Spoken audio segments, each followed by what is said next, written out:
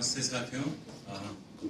सबसे पहले तो आयोजकों का आभार व्यक्त करना चाहूँगा कि इतने गंभीर और इतने ज़रूरी मुद्दों पर आज का ये कार्यक्रम आयोजित किया। और जिन लोगों को आप सुन रहे हो बहुत अनुभवी हैं, काफ़ी अच्छे लंबे लंबे अनुभव लेके उन्होंने जेंडर डिस्क्रिमिनेशन, महिलाओं के साथ होने वाली हिंसा, उससे संबंधित आंकड़े इसलिए बहुत प्रभावी तरीके से प्रस्तुत किए क्योंकि इन्होंने जिया है उसको। और मैं यही सोच रहा था कि पता नहीं ये समानुभूति शायद मैं महसूस नहीं कर सकता, बहुत कम लोग महसूस करेंगे जिन्होंने बहुत करीब से इस तरह की हिंसा को नहीं देखा होगा। तो हिंसा की स्थितियाँ बड़ी गंभीर हैं, जितनी इन्होंने बताई शायद उससे कई गुना बहुत ज़्यादा, जिसके बारे में हम कल्पना नहीं कर सकते। और मैं ये भी सोच रहा था कि देखिए कितने असरदार तरीकों से इन्होंने अपनी बात कही जो सीधे हमारे कलेजे में जाके लगी। वो ये कहते हैं ना कि दिल से जो बात निकलती है असर रखती है, पर नहीं ताकते परवाज मगर रखती है। तो वही वाली बात थी कि जो आवाजें थी वो दिल से निकल रही थी, चाहे वो भंवरी देवी हत्याकांड हो, चाहे रूप कंवर की बात हो, या फिर कोई भी उदाहरण हो जो महिलाओं के साथ किए गए अत्याचारों से संबंधित हो। हिंसा की स्थितियाँ किसी से भी नहीं छुपी है साथियों। वो हम रोज अखबारों में पढ़ते हैं, और अखबारों में हम केवल वही पढ़ते हैं जो रजिस्टर्ड होती हैं। जो अनरजिस्टर्ड हैं उनकी संख्या उससे कई गुना अधिक है, जो हम अपने आसपास देखते हैं लेकिन कई बार आंखें बंद भी कर लेते हैं। साथियों, मेरा नाम कैलाश ब्रजवासी है, मैं जतन संस्थान से जुड़ा हुआ हूँ और लगभग 25 सालों से इस मुद्दों पर हम लोग काम कर रहे हैं। जतन संस्थान दक्षिणी राजस्थान के करीब 9 जिलों में किशोर किशोरियों, युवाओं और महिलाओं के मुद्दों पर काम कर रही है। और काम करते हुए हमने जब अपने काम की शुरुआत की थी तो हमें लग रहा था कि सबसे ज़्यादा जरूरी है किशोरों के समूह बनाए जाएं। जिस समय हमने अपने काम की शुरुआत की थी उस समय एक भी संस्था मुझे राजस्थान में ऐसी नहीं दिखी थी जो किशोरों के समूह बना के काम करती थी। लड़कियों के साथ बहुत काम हो रहे थे, किशोरों के साथ बहुत काम हो रहे थे, लेकिन किशोरों के साथ कोई काम नहीं कर रहा था। हमारी ये सोच थी कि क्योंकि निर्णय में भागीदारी ज़्यादा किशोरों की है, चाहे घर हो, चाहे स्कूल हो, चाहे समुदाय हो, लड़कों से आज भी उनके निर्णय के लिए पूछा जाता है, तो क्यों नहीं लड़कों को संवेदनशील किया जाए। और ये सोच हमारे काम का आधार बनी। तो हमने क्या किया, सबसे पहले किशोरों के समूह बनाए और किशोरों के समूह बना के उनके साथ नियमित बैठकों का आयोजन किया और उन्हें बताया कि क्यों लड़कियों की और महिलाओं की स्थिति को समझना जरूरी है और उसके ऊपर काम करना जरूरी है, और क्यों एक सहयोगी की तरह अपने घर में रहने वाले सभी के विकास में अपनी भागीदारी को सुनिश्चित करना जरूरी है। तो ये कुछ ऐसी बातें थी जिनको ऊपर हम कायम रहे और आज 25 साल का लंबा सफर हो गया है और हम करीब 57,000 से भी ज्यादा किशोर किशोरियों के साथ जुड़ चुके हैं। और हमने कोशिश की है कि ज्यादा से ज्यादा लड़के हमसे जुड़ें और सेंसिटिव नागरिक के रूप में विकसित हों। मैं इस अर्थ में भी भाग्यशाली हूँ कि सन 2001 में जो लड़के मेरे समूह से जुड़े उनको मैं आज प्रत्यक्ष रूप से देख पा रहा हूँ कि वो जहाँ पे भी हैं एक संवेदनशील पुरुष के रूप में विकसित हुए हैं, अपने साथ काम करने वाली महिलाओं को आगे बढ़ाने में योगदान दे रहे हैं, चाहे वो संस्था में हो, चाहे सरकारी नौकरी में हो, चाहे कहीं भी हो, सरपंच हो, जहाँ पे भी वो हैं वो एक बहुत संवेदनशील नागरिक के रूप में बढ़े हैं। तो अगर मैं स्थितियों की बात करूं और स्थितियों के ऊपर काम करने की बात करूं तो ये बेहतर परिणाम मुझे हमेशा मोटिवेट करते हैं कि बदलाव तो संभव है और बदलाव होना चाहिए, लेकिन ये तभी हो सकता है जब हम थोड़ा सा देखें कि आज जो कुछ हो रहा है उसके पीछे कारण क्या है। अब देखिए, आज राजस्थान पत्रिका पता नहीं कितने लोगों ने पढ़ी और आज पत्रिका में एक बड़ी इंटरेस्टिंग सी न्यूज आई और उस न्यूज का हेडिंग कुछ ऐसा था कि किशोरों को मोटरसाइकिल देने से रोका जाए। तो कैसे रोके भाई, क्यों रोके किशोरों को? क्योंकि दुर्घटनाएं बहुत बुरी हैं लड़कों के साथ। जो लड़के बाइक चला रहे हैं और बाइक चलाने के बाद में उन्होंने आंकड़े दिए कि लास्ट ईयर 1197 सड़क हादसे हुए जिसमें 457 मौतें हो गई, और इस साल अभी तीसरा महीना शुरू हुआ है लेकिन 188 सड़क हादसे हो गए हैं और 72 बच्चे इसमें मारे जा चुके हैं।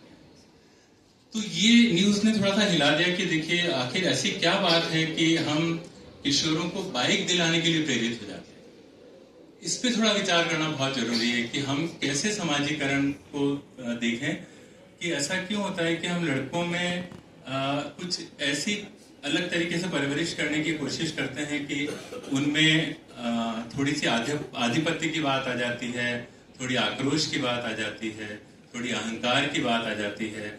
अगर बाइक नहीं दिलाई तो गुस्सा हो जाते हैं। तो यहाँ पे सवाल हमारी परवरिश पे उठता है कि हम कैसी परवरिश कर रहे हैं लड़कों की। और ऐसा क्यों होता है कि अगर घर में 50,000 रुपया आया और बहन भाई दोनों डिमांड कर रहे हैं, बहन कह रही है कि मुझे बाथरूम चाहिए क्योंकि मुझे नहाना है ना, मुझे और भी जरूरत पड़ती है, अपने पैड्स चेंज करने पड़ते हैं, घर में बाथरूम नहीं है। लड़का कह रहा है कि नहीं मुझे बाइक चाहिए। तो आप बताइए किसकी बात मानी जाती है? अधिकतर लड़कों की बात मानी जाती है ना।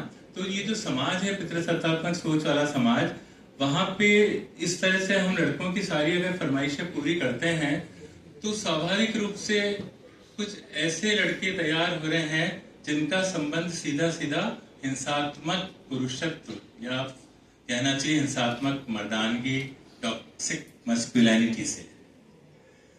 तो ये मूल की बात है कि हम जो पाल रहे हैं और उसमें लड़के कैसे तैयार कर रहे हैं, लड़कियां कैसे तैयार हो रही हैं।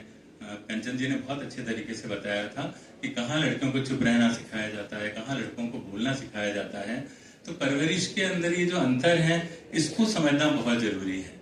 तो हमारे जो साथी हैं और हमारी संस्था के जो लोग हैं उन्होंने इसी काम को आगे बढ़ाने का सोचा। और अभी फिलहाल हम लोग गोगुंदा, रेलमगरा और राजसमंद में किशोरों के समूह बना के किशोरों के साथ काम कर रहे हैं। अब आप कल्पना करिए कि बहुत सारे किशोर ऐसे हैं जो अपने परिवार में मदद कर रहे हैं। वो अभियान चलाते हैं, घर का काम हो सबका काम, और उस अभियान से अपने माता पिता को भी प्रेरित करते हैं, अपने समुदाय को भी प्रेरित करते हैं। और छोटी छोटी सी एक्टिविटी है कि भाई आप हमारे साथ मीटिंग में आए हैं और हम लड़कों को कहते हैं कि चलो आपने कितने लोगों ने कभी सुई धागा पकड़ा है हाथ में?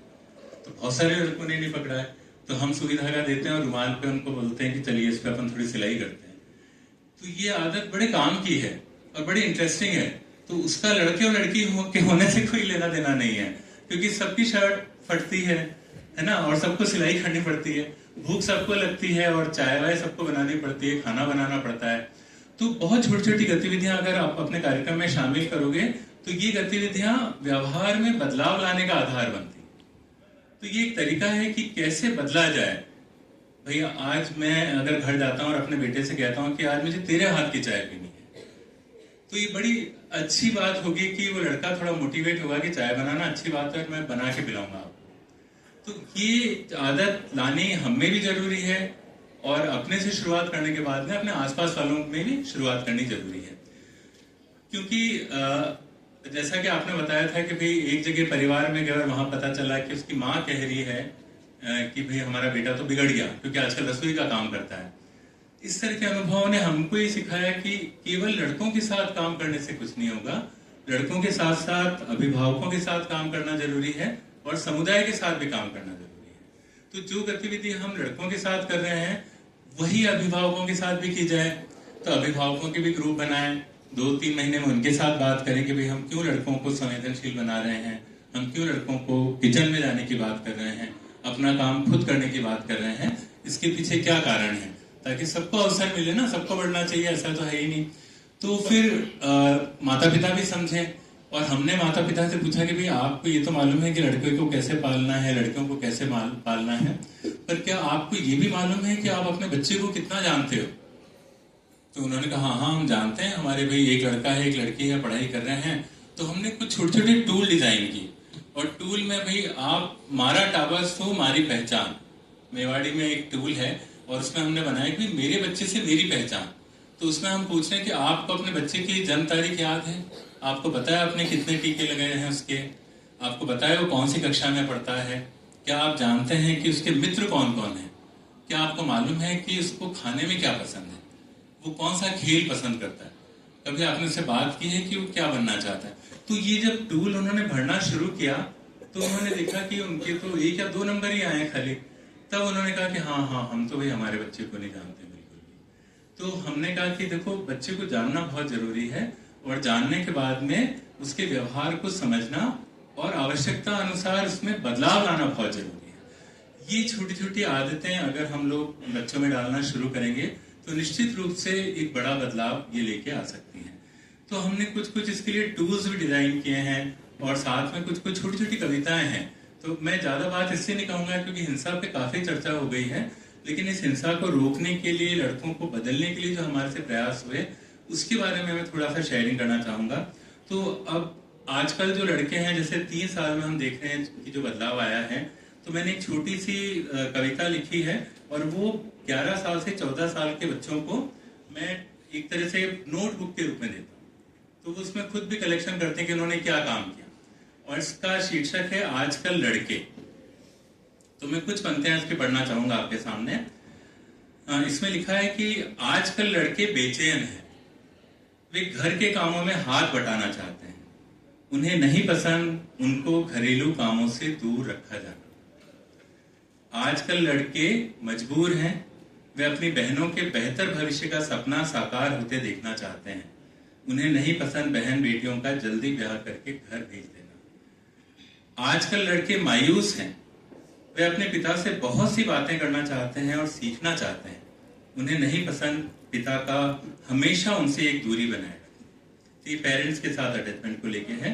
फिर है आजकल लड़के परेशान हैं, वे लड़कियों और महिलाओं का सम्मान चाहते हैं, उन्हें नहीं पसंद घर में और बाहर लड़कियों का अपमान होते हुए देखना। आजकल लड़के तड़प रहे हैं, वे जी भर के रोना चाहते हैं, उन्हें नहीं पसंद लोगों का क्या लड़के जैसे रोता है कहकर उन्हें नहीं रोने देना। आजकल लड़के तनाव में हैं, वे अपनी पसंद का काम करना चाहते हैं, उन्हें नहीं पसंद केवल दूसरों की अपेक्षाओं पर खरा उतरना। और आजकल लड़के दबाव में हैं, वे अपना भविष्य खुद बनाना चाहते हैं, उन्हें नहीं पसंद कम आयु में कमाना और ब्याह करने के लिए दबाव को सहना। अंतिम पैराग्राफ है इसका कि आजकल लड़के मुश्किल में हैं, वे संवेदनशील इंसान के रूप में बढ़ना चाहते हैं, उन्हें नहीं पसंद पुरुष की परंपरागत मर्द वाली छवि को ढोते रहना।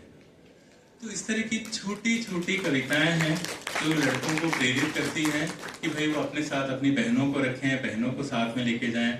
और इसके लिए भी पॉजिटिव में एक और छोटी सी बात है, हम तो ऐसे ही लड़के हैं, क्योंकि जब हम खेलने जाते हैं, जैसे थोड़े अलग जरा से हटकर सबका साथ निभाने वाले, जग को साथ में लेकर जाने, नई सी दुनिया बनाने वाले, पुरानी पीढ़ी से बढ़कर हैं, हम तो ऐसे ही लड़के हैं। घर के काम में हाथ बटाते, झाड़ू करते, पोंछा करते, चाय बनाकर सबको पिलाते, घर में छोटों को भी संभालते, कपड़े भी धो देते हैं, हम तो ऐसे ही लड़के हैं। तो ये जो इस तरह की बातें बच्चों के मन में आती है, और मैं हमेशा ये सोचता हूँ कि जरूर नकारात्मक बातें भी हों, लेकिन कुछ सकारात्मक बातें और सकारात्मक उदाहरणों को आगे रखने की जरूरत है और बताने की जरूरत है। हमारे लड़के तो बदल रहे हैं, आप भी करके देखिए, आप कैसे नहीं बदलाव ला सकते, आप कोशिश तो करिए। और कोई कहता है कि नहीं नहीं लड़के बदल ही नहीं सकते, वो तो बहुत हिंसात्मक है, तो हम कहते हैं कि भाई लड़के लड़कियों वाली बात ही नहीं है। हिंसा की जहां तक बात है, ये तो व्यवहार की बात है, दोनों हिंसात्मक हो सकते हैं और दोनों संवेदनशील हो सकते हैं। तो हम यहाँ पे बात करेंगे समानता चाहने वाले और समानता नहीं चाहने वाले दो समूहों की। हम ये बात नहीं करेंगे कि समूह लड़कों का, लड़कियों का, महिलाओं का और पुरुष का है। हम समानता चाहने वाला जो गुट है उसकी संख्या बढ़ाना चाहते हैं, और उसकी संख्या बढ़ाने के लिए लड़के और लड़कियों दोनों को संवेदनशील करना चाहते हैं और उनके अंदर एक सकारात्मकता का बीज डालना चाहते हैं, ताकि वो थोड़ा सा सहयोगी बने और सहयोगी बन के आगे चल सके। तो मेरा यही निवेदन है कि इस तरह के अगर आप थोड़े थोड़े उदाहरण से कुछ प्रेरणा ले सकें और अपने कार्य क्षेत्र में इसको लागू कर सकें, तो मैं विश्वास दिलाता हूं कि निश्चित रूप से बहुत बेहतर परिणाम आप प्राप्त